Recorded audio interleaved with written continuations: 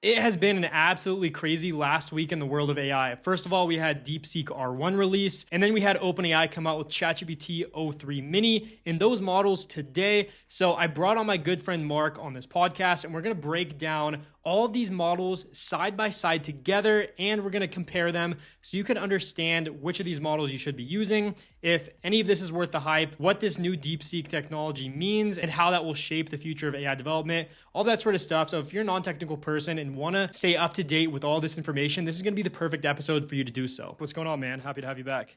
Hey, nice to be back as usual. So I'm pumped to get into the latest and greatest.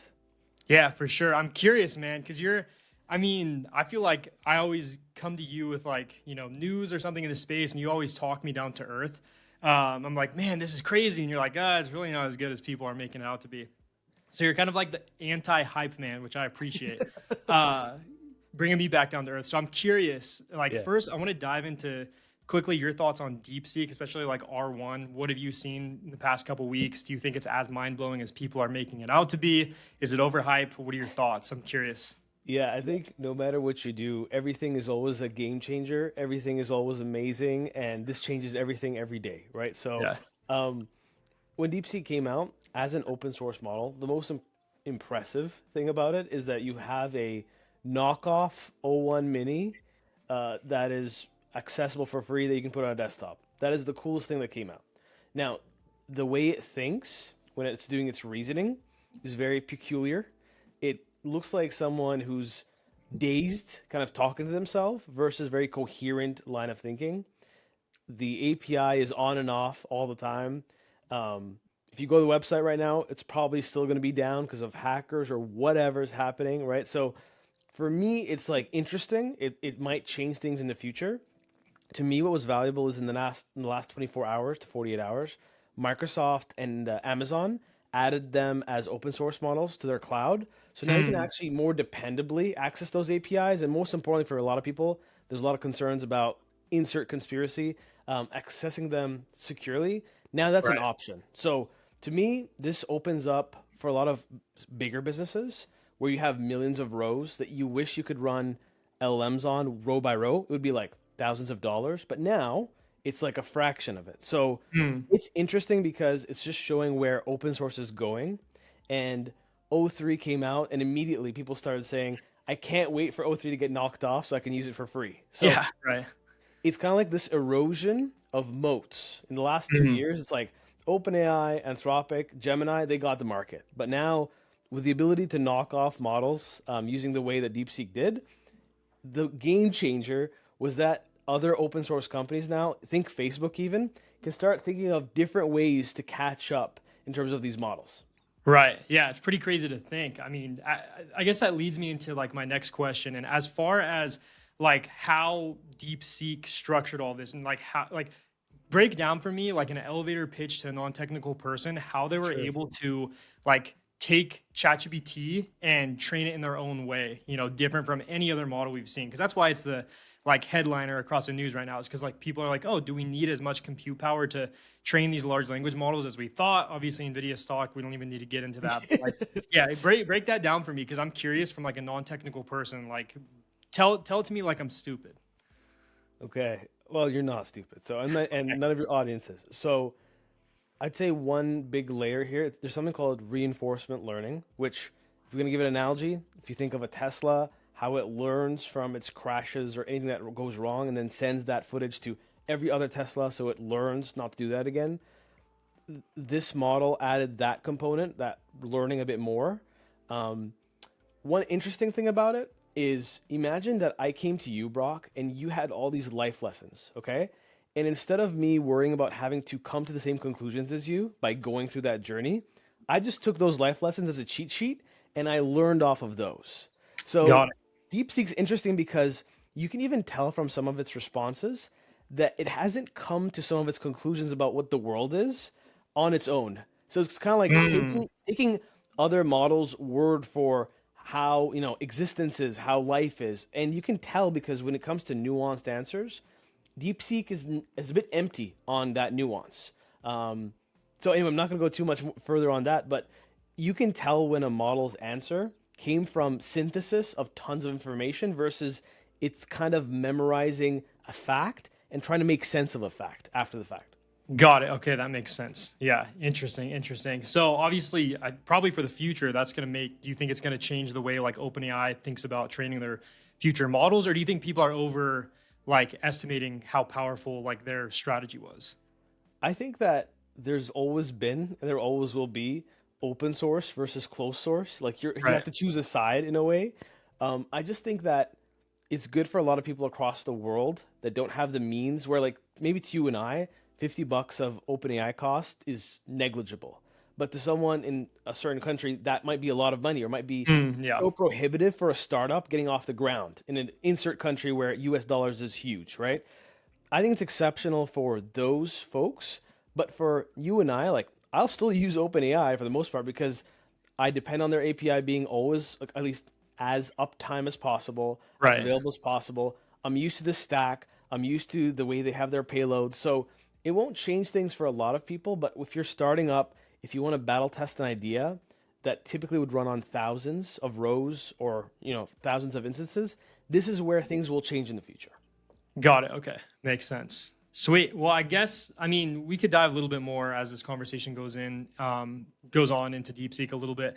But I want to know now kind of your thoughts on like O3, because, right, like obviously DeepSeek has been all the rave the last week, 2 weeks, and O3 dropped today, o3-mini, and there are other little models that have the weirdest names.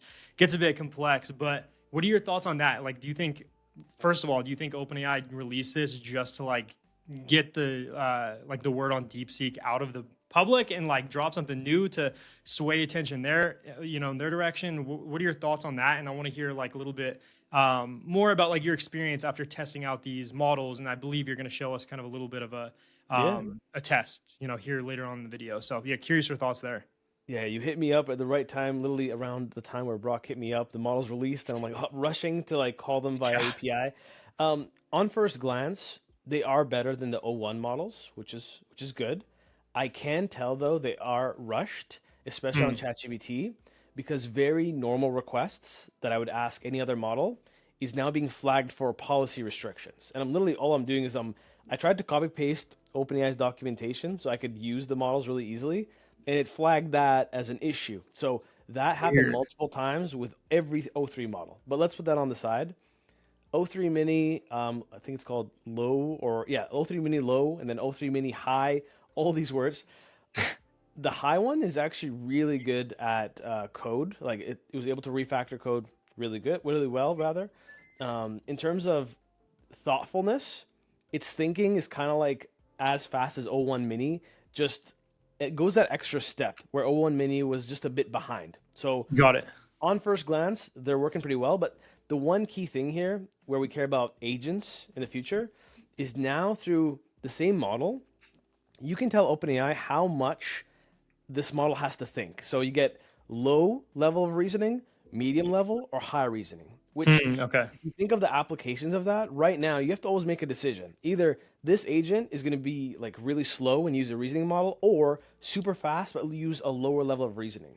Now, like you can imagine systems where you'll be able to dynamically, based on the question you get, the request you get, decide how deeply do I need to think, and then you can now ship that to the right model. Got it. You can almost route it in, based on whichever, how complex of inquiry it is, I guess. Exactly. Interesting. I want to hear your thoughts too on the fact that it has now has the ability for search, because I think this is the first like advanced reasoning model that we've seen especially from OpenAI, that actually has the ability to search the internet, especially like o3-mini. Like it's extremely fast, in the fact it's very fast, has that advanced reasoning, and has access to like the internet. That blows my mind. That's like honestly the coolest thing I've seen, Yeah. in recent times. So yeah, elaborate a little bit more on that, and if you think that's actually something that's beneficial to the everyday user. Yeah, so when we tested it a few times, the Search GPT is a lot more, and like, excuse my low level word, it's buttery, meaning before you'd send a term and you just get a spit out a bunch of internet articles, somewhat worded in like a Mm, conclusive way, but now it feels more integrated where you have the research done, it's integrated into the response of GPT, which is different from before, where it was very forced. Like, here's the answers, here is my one little blurb to say that I did something based got it. other than just get the answer. So Yeah. Exponentially, it's better. And to me, the real test comes like when are we going to be able to upload files and attach files on ChatGPT? That to me is the test. What happens when we upload a picture of a hand with 6 fingers to the model versus just search, right? Will it understand now that this is atypical? It's possible, but atypical? Yeah. Yeah, interesting. I noticed the same thing when I was testing it out because I was honestly surprised that they added search to this as opposed to adding the ability to attach a file. Because that was the first thing unknowingly that I went to test is like I was writing in a prompt and then I gave it a screenshot of something in order to like basically help with Yeah. the response. And I was like, oh, it doesn't even have access to that. That's interesting. But yeah, I don't That's know. the part where I thought they were going after DeepSeek because people were lauding that DeepSeek was o1, it was free, and you could do web search, which is something they were lagging on. So I think that was a direct comeback for that. Got it. Yeah, makes sense. I think if you want to dive in now, I'd be curious to kind of test these out. I think you created some form of like model that may not work perfect for this, but I Yeah. think it'll at least be able to showcase the specific outputs for each of these different models. So I'm curious if Yeah, we could see that a little bit. for sure. All right, so let's go ahead. Let's head over to ChatGPT. Let's take a look at the kind of the new user interface, the different models you could see in the drop down. There's a whole bunch of different options now. So let's go over and take a look at that now. Yep, absolutely. So I'm just going to share my screen here. Nothing too unexpected when you go into ChatGPT. So if you refresh, and at least you're in North America, I saw some people in Europe still don't have access. Surprise, surprise. You can go on this drop down, and then you'll see O1, O3-mini, o3-mini high, and then the rest of the stuff. Like GPT-4 mini's now been downsized to the more model section. But yeah, you can quickly check between o3-mini and mini high. If you ask the same question to mini, like let's say, um, how to solve for world peace, right? So this one will typically take anywhere from seconds, like 3 seconds to 5 seconds, whereas high typically will give some more love. So if we go to high and we start a new chat, same thing. This one I clocked at around 8 seconds to 10 seconds to finish its queries typically. So a bit faster, but definitely Yeah, a not too bad. lot slower than the O1 low. But you can also see it actually thought versus the other one where it was almost instantaneous on site. Right. Yeah, I wonder how much reasoning actually is behind it, but Yeah, I did run a little experiment here. I was just curious because they said at some point you'll be able to tell GPT how long to think. mm, So basically I said like, can you think about how to solve world hunger taking exactly 20 seconds to think? interesting. And they'll just route it to whichever one would take 20 seconds. That's actually It's pretty actually cool. not gonna do that. It's actually gonna try to delay its answer. So when Oh, I I see what you're tested saying. it, when I tested it, it actually I said 15 seconds and it worked by delaying. But we'll see if it actually does the same thing here. So I don't think that was 20 seconds. You can see. Yeah. So if I say no, 20 seconds, you have to, right? It did work once, so it probably was an anomaly that it worked. Let me see here. Interesting. I wonder, yeah, weird.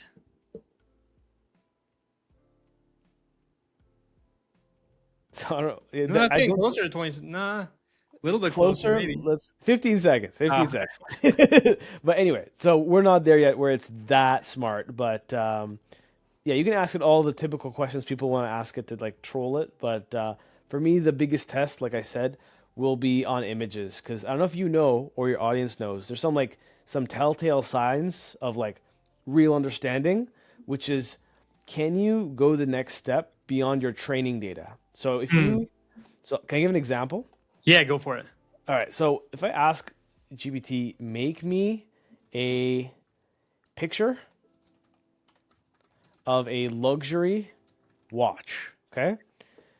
The majority of the time, it will show the time 10:10 because every single image on Google of a watch by a retailer is on the time 10:10. Interesting. There you go, 10:10. And if you tell it literally, make it 6 p.m., right? You're going to get 10:10. Why? Because it's never seen 6 p.m. on a watch in its training.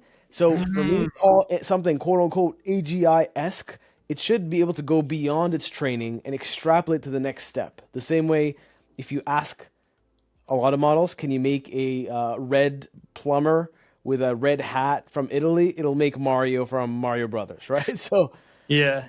you'll see here, 6 Well, p.m. I've never seen that test. That's actually pretty interesting. Yeah, so for me, like they're hyping up this O3 like crazy. The Yeah. O3, the pro mode, right? This is the first thing I'm gonna do, and then right after I'm gonna do the little hand test, which is a picture of 6 fingers. Is there anything atypical in this picture? Right. Huh. Yeah, yeah. So that's a little test that we can run to double check how far we've come. But right now we can't do that because it's just web search for now, like you said. For DeepSeek right now, I'm gonna test it out for the 100th time.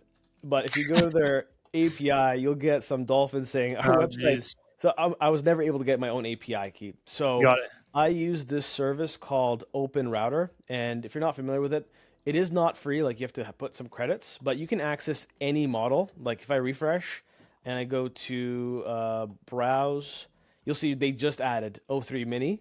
So you basically through one API can call all of these models. So it takes like 2 business days, and I'm obviously exaggerating, but you can use DeepSeek through this way. So Got it. Okay.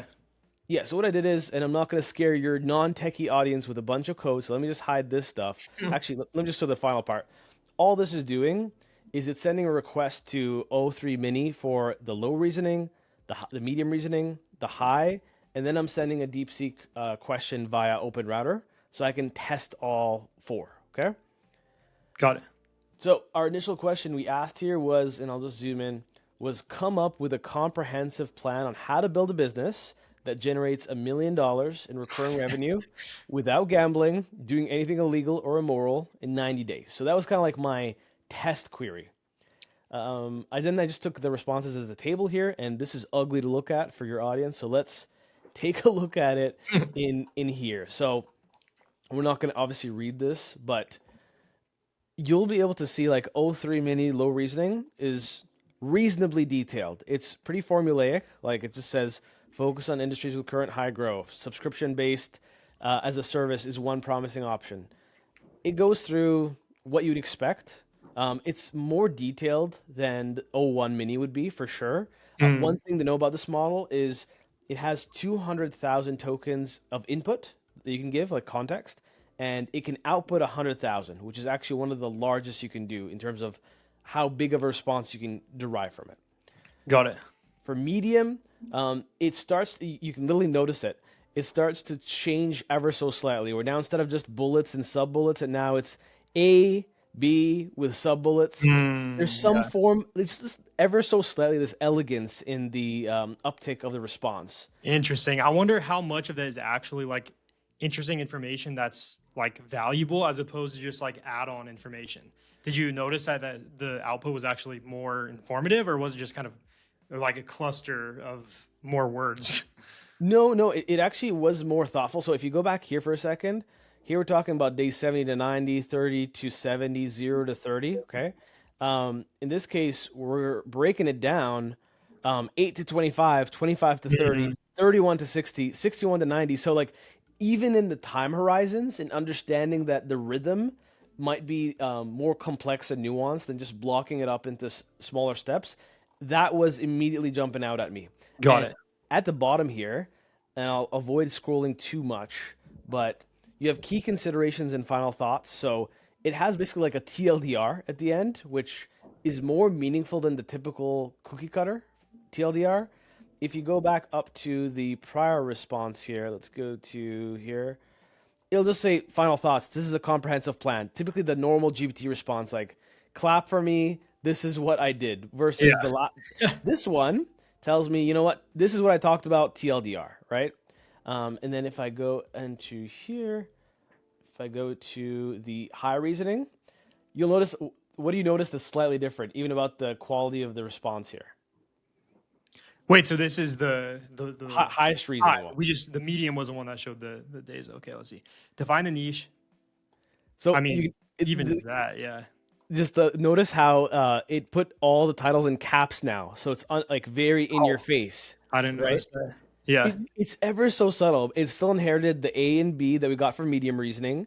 And now we're at a very low level. We're talking about weeks, not days. So week Mm. 1 to 2, week 1 to 3, 3 to 8, 4 to 8, 8 to 12. So even the way it's talking about the time horizon, most people don't think in days. Like I don't tell you, Brock, hey, do you want to do another podcast in 15 days? I'll say probably a couple weeks, Yeah. right? Yeah. Yeah. So it's these small nuances here where for me it's like we're making incremental progress. I'm not Yeah. saying this is a quote unquote game changer, and until I see O3 high, this is not AGI or whatever people want to call AGI, but Right. this is definitely a leap forward. And for me, like if we look at DeepSeek, right? Let's zoom out for a second. DeepSeek had a very interesting response. So 90-day plan to build this business, ethical, legal, non-gambling. So it repeats back kind of my response. It talks about niche selection, audience and problem validation. So like very interestingly, it's diagnostic and it's also prescriptive. So it's saying conduct interview surveys with 50 plus businesses to confirm pain points. Use LinkedIn, Reddit, Mm. industry forums. Validate willingness to pay $500 a month. Nobody talked about $500 plus a month, but this is its way of saying high ticket, which Got it. depending on the goal, if we want to do $1 million in 90 days with $10,000, Probably right? need to do high ticket. Yeah, this is not that high ticket, but Right. here it comes up with pre-sell the MVP. So build a landing page. It tells you what tools to use. Offer discounted plans. Do some rapid MVP development on Bubble or Zapier. So there's something interesting here. It's actually name dropping tools where you'll notice that unless you ask GPT or OpenAI's models, Interesting. they don't just like willy nilly just say, go use Zapier, go use Yeah. Bubble. Yeah. Right. So that's where, again, like my interest in DeepSeek was it's so kind of fringe that it Mm. comes up with very nuanced responses that you don't get from more how do you say gentrified responses from OpenAI and Anthropic. So Got it. I'm not going to go through all of it here, but it talks about example financials, risks and mitigations is literally like super little. Like this is not thoughtful at all.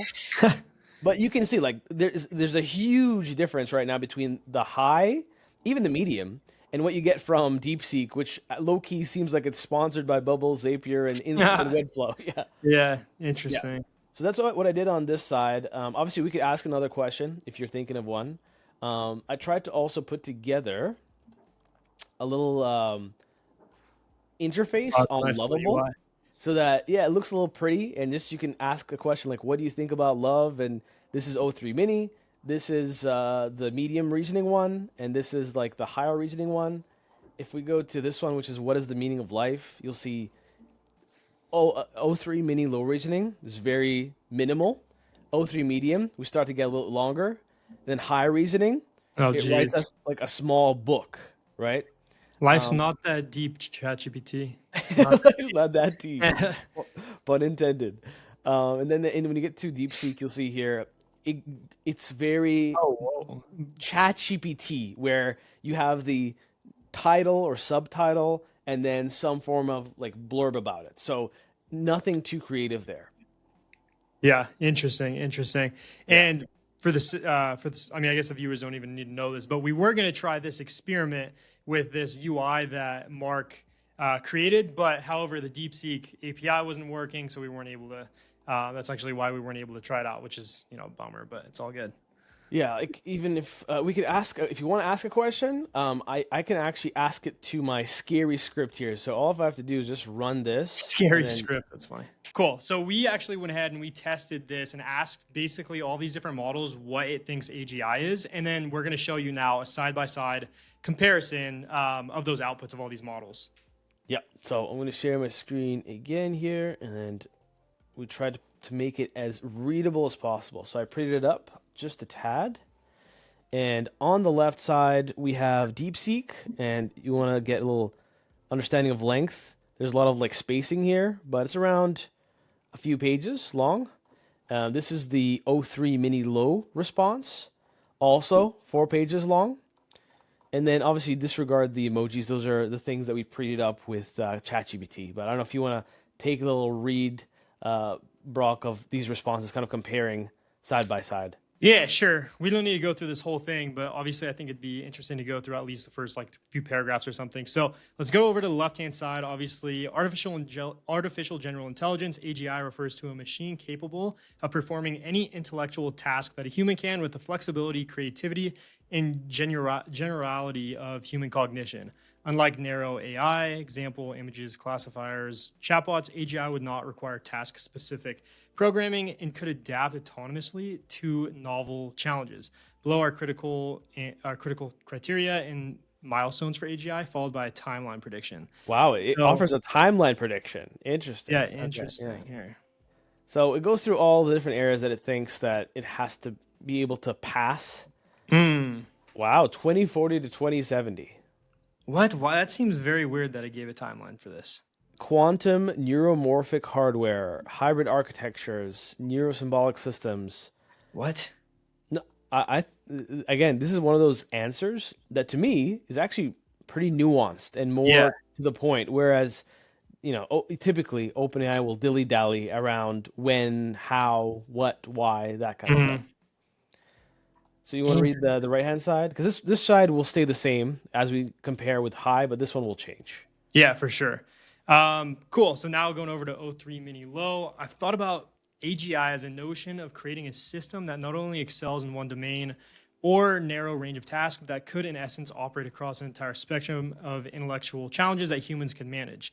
In my view, AGI is not just about processing vast amounts of data quickly or even performing well in standardized testing. It's about creating a system that can understand context, learn and apply knowledge in novel situations, reason fluidly across disciplines, synthesize creativity and ethical judgment in ways that mirror human flexibility. And then milestones towards AGI again. Yeah, same Doesn't thing. use timeline, obviously.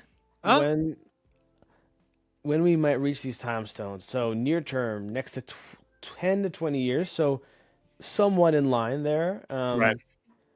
Midterm, 20 to 40 years. Now, one thing that's missing is it's not going the next step, which is it's in here.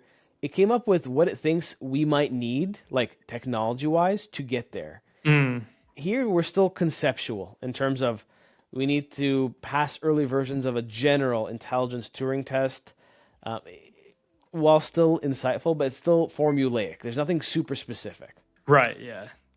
That leaves it pretty open ended still, honestly. Yeah. So do you want to go to the O3 high version? Yeah. Let's do that. We don't need to go through all of this, obviously. Let's go to All right. AGI. All right. So let's go to the left here. Same response on this side, which we're familiar Yep. with, and now we have this one. Now I just want to make one little observation for the audience. This is one of the first times I've ever seen an answer come back with I've, as in like a first person response. So again, little nuances here that I've been catching as I've been seeing different responses. Yeah. I kind of noticed that when I was reading. I was like, yeah, felt kind of weird reading that off. Yeah, this one looks structurally very similar. To me, like what I'd care about is what's at the very end, which is like when we talk about timelines. That to me Sure. would be a bit of a jump. So is it cool if we go there? Yeah. Let's do it. We don't need to go through the. So we have challenges here. So I want to compare. Did we have challenges here? Because here we just talked I guess about. it shows bottlenecks on the left hand side, but Yeah, we had bottlenecks on here, but in terms of the low response, we just had the criteria. We didn't have necessarily challenges. So now with high, it's considering the different challenges that pop up. interesting. So diverse expert opinions. Now, when might we reach it? So again, it didn't change too much of its assessment on timing. Nothing too specific on the tech from at least what I can see here. Correct me if I'm wrong.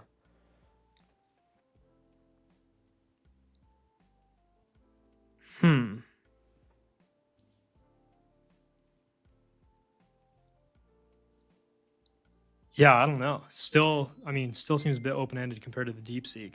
Yeah. So again, it depends what you're looking for. Like DeepSeek was relatively pretty short and sweet. So like even if we look here, common sense reasoning, intuitive understanding of the physical and social world such as ice melts when it's heated, sarcasm in conversation, It's even giving you specific tests or challenges. So saying that it should be above 95% accurate. So this is why I don't discount DeepSeek as a model entirely, because Right. it gives in my view, a more savage lens on some of your questions than something that's more cookie cutter. Lastly, I kind of want to ask you just the question, right? Like for a non-technical person, do you need to stay up to date like with DeepSeek and learning everything you need to know about how to use DeepSeek? Or would you stick with the traditional ChatGPT models? Would you even pay for something like ChatGPT Pro? I'm curious your thoughts there. Like, is this just like diving too deep into this stuff if you're not like if you're just using it to like help you make your life a little bit more efficient and productive? Yeah, that's an amazing question. It's also like a question that I can't be definitive with, but it really For depends. sure. Yeah, yeah. Depends on the goal, right? So if you are a company and you're trying to maximize your consumer experience, your feature experience while minimizing cost, you kind of have to stay on top of things, right? Yeah.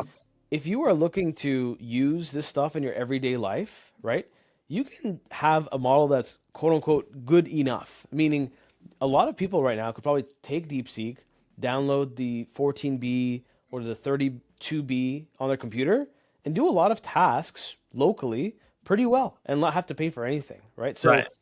you just have to be very intentional about why do you care to follow this stuff? Do you care because you want to make a YouTube video? Do you care Right. because you want to save like slivers of cents per request because you have millions of requests?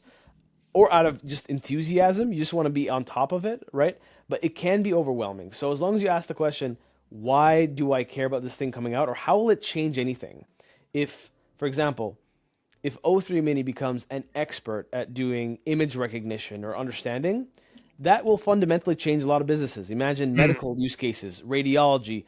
Those are things that are quote unquote game changers, right? For sure. If something is just better at going deeper, like we saw today, we had deeper responses, more thoughtful responses, some more nuance. This is cool, but this shouldn't fundamentally change anything you do. Yeah, I agree. Because I honestly, when we were recording this video, I was telling the Mark, I'm just like, part of me, I see a slight difference in these responses, but it's like it's not enough for me to like jump out of my seat and be like, "Whoa, this is like crazy." Except for like you said, those little tests, like when it can understand and like actually generate an image of a watch not on 1010. Yep. Like that's a little thing where it's like, okay, that makes sense. That there's something that it had to like grab that wasn't previously there to like create Yes. this. Yes. And like as of now, it just doesn't, for me, it doesn't blow my mind away. Maybe I'm just not technical enough to understand the details of it, but that's just like my thoughts on all of it. No, I agree. I think the biggest test will be the real O3 model, like the pro version. To me, it's always down to math coding. Like, can you Yeah. give it a unbelievably difficult math problem it's never seen before, and it Right. gets it perfectly right? But like you said, I always see these models, and anyway, little nerd fact: these things are called transformers at its lowest level. They're parrots. They parrot things they've seen before in Right. different ways. Once the parrot graduates to something that has its own voice and its own way of framing things, that's where we have a different conversation. That's where Yeah. you can use the words mind blowing and not be a hype train. Yeah. Yeah. 100%. Yeah. No, that's awesome.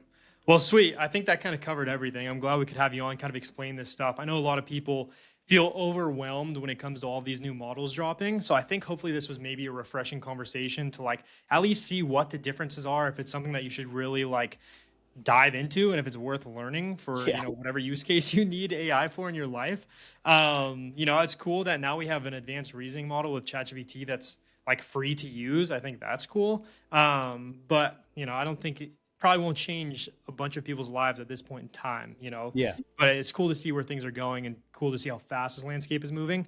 But yeah.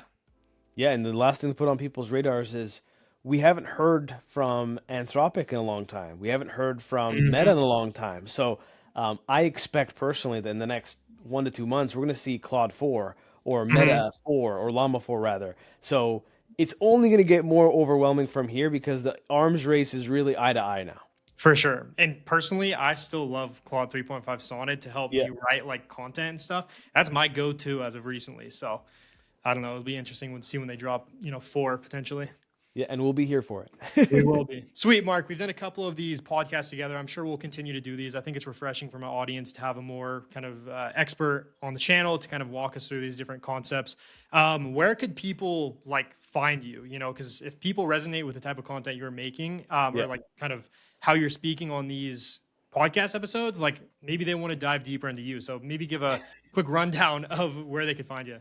I doubt it. But if you do want to go more in the trenches, then yeah, you can follow me on Mark_Kashif on YouTube. If you're a business leader, business owner, C-suite, I have a community coming out. It's a paid community, primarily for business owners that are super serious about, not just watching this stuff, but integrating it in this business. It's called the AI Adopters Community, pun intended. So yeah, if that interests you, definitely check it out. Would love to have you, and yeah, join the waitlist if it interests you. Sweet. Sweet. Awesome, Mark. I'm glad we could have you on again. Thanks so Appreciate much. you taking the time, man. And we'll see you again soon. See you soon. Yep. See ya.